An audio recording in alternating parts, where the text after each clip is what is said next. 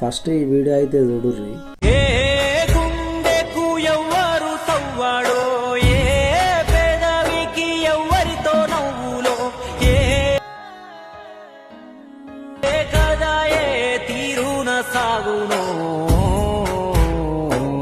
ఆయన తలరాత బాగాలేకనో ఆయన సిచ్యువేషన్ బాగాలేకనో ఆయన అడుక్కొని మరి బ్రతుకుతుండదు. సహాయం చేయాలనుకుంటే మనస్ఫూర్తిగా చేయండి. అలా చేసి వాళ్ళ మనసులు బాధ పెట్టకండి. నువ్వు ఇచ్చిన కొన్ని బియ్యమే ఆయన అది అందులో వేసుకొని దాన్ని తిప్పి చూసి ఎంత ఫీల్ అవుతుండ్రా. ఆయన ఫేస్ చూస్తేనే అర్థమవుతుంది. భిక్షం వేసి మరి ఆయనని బాధ పెట్టడం ఇది మంచిది.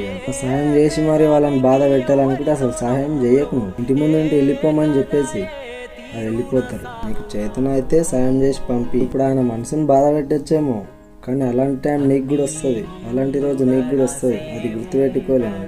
కర్మ రిటర్న్, అది మర్చిపోవద్దు ఎవరు.